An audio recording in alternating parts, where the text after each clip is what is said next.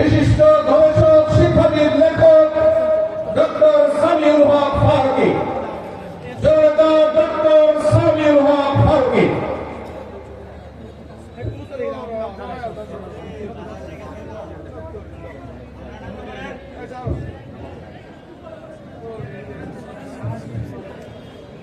السلام عليكم ورحمة الله وبركاته.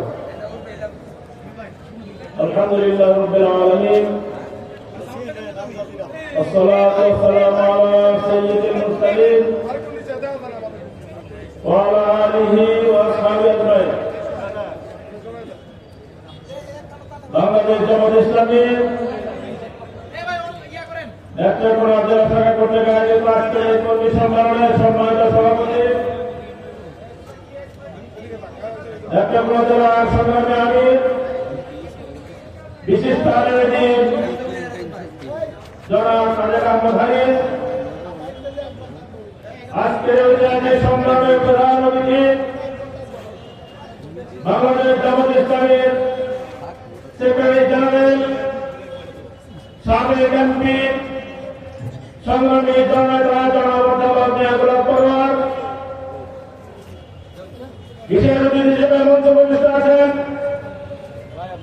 বৃহত্তম শিবের কৃষি সন্তান, সাবেক ছাত্র নেতা, বাংলাদেশ জামাত ইসলামীর কেন্দ্রীয় নির্বাহী পরিষদের অন্যতম সদস্য, কেন্দ্রীয় প্রচার এবং মিডিয়া বিভাগের সেক্রেটারি জনাব অ্যাডভোকেট মতিউর রহমান আকরাম, মঞ্চস্থ নেতৃবৃন্দ এবং আজকের ঐতিহাসিক কর্মী সম্মেলনের উপস্থিত নেত্রকোনার সম্মানিত ভাই ও বোনেরা, মহানগর শুক্রিয়া পেশ করছি যার অশেষ মেহরবানিতে আমরা দীর্ঘদিন পর অবাধ উন্মুক্ত ময়দানে স্বাধীনভাবে ফিরে দেওয়ার পৌঁছে দেওয়ার সুযোগ পেয়েছি। সবাই বন্ধুগণ, 5 আগস্ট একটি সংগ্রামের মধ্য দিয়ে অনেক জীবন রক্তের বিনিময়ে আমরা এই স্বাধীন পরিবেশ পেয়েছি। আমাদের মনে রাখতে হবে যে আমাদের সংগ্রাম শেষ হয়ে যায় নাই। আমরা স্বৈরাচার থেকে মুক্তি পেয়েছি, কিন্তু এখনো দেশে দুর্নীতি চলছে, চাঁদাবাজি চলছে, লুটপাটের গতিতে এমন হয়েছে দেশটি এখন তলাবিহীন দৈরে পরিণত হয়েছে। বন্ধুগণ, বাংলাদেশ জামাত ইসলামী একটি দায়িত্বশীল সংগঠন হিসেবে এই দেশকে একটি সমৃদ্ধ দেশে পরিণত করার জন্য পরিকল্পনা গ্রহণ করেছে। প্রিয় ভাই বন্ধুগণ, আমাদেরকে মনে রাখতে হবে যে সামনে মানবতার মুক্তির জন্য, বাংলাদেশের সমৃদ্ধির জন্য, মানবতার কল্যাণের জন্য আমাদেরকে আরেকটি সংগ্রামে অবতীর্ণ হতে হবে। সেই সংগ্রাম হবে ইসলামকে বিজয় করার সংগ্রাম। যতদিন পর্যন্ত ইসলামের বিজয় না হবে, ইসলামের সমাজ প্রতিষ্ঠা না হবে, ততদিন পর্যন্ত মানবতার মুক্তি সম্ভব নয়। এই জন্য জাতি, ধর্ম, বর্ণ নির্বিশেষে সকল মানুষের মুক্তির জন্য, ইসলাম কায়েমের জন্য আমাদেরকে সকলকে চেষ্টা করতে হবে।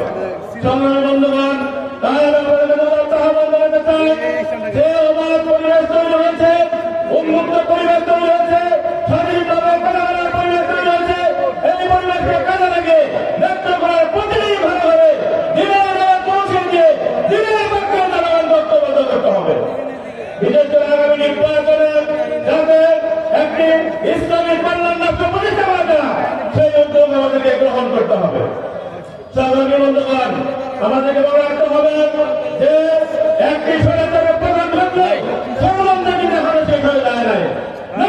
নানানকে ষড়যন্ত্র করা হচ্ছে, জনগণকে ঐক্যবদ্ধ করে যারা ষড়যন্ত্র করছে ষড়যন্ত্রের বিরুদ্ধে ভেঙে দেওয়ার জন্য আমাদেরকে প্রস্তুত থাকতে হবে।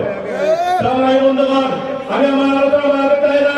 আমি ধর্ম, বর্ণ নির্বিশেষে সকল ভাইদের আহ্বান জানাতে চাই, ইসলাম আল্লাহ প্রদত্ত জীবন বিধান সকল মানুষের জন্য, শুধু মুসলমানদের জন্য নয়। এই জীবন বিধান কায়েম হলে মুসলমানদের যেমন কল্যাণ হবে, হিন্দুদের কল্যাণ হবে, বৌদ্ধদের কল্যাণ হবে, খ্রিস্টানদের কল্যাণ হবে, সকলের কল্যাণ হবে, যেহেতু এটা আল্লাহ রাব্বুল আলামিনের বিধান। তাই সংগ্রামী ভাই বন্ধুগণ, আমি আপনাদেরকে আহ্বান জানাবো, এখন আমাদের বসে থাকার সময় নেই, অনুশীলনের সময় আমাদের নেই। আমাদেরকে খাওয়া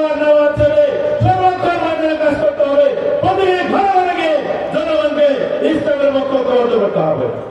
আপনারা রাজি আছেন? আল্লাহ আমাদের সকলকে তৌফিক দান করুন। এই সঙ্গে আলোচনা করে আমি আমার সংক্ষিপ্ত কথা শেষ করছি। আসসালামু আলাইকুম ওয়া রাহমাতুল্লাহি ওয়া বারাকাতুহু।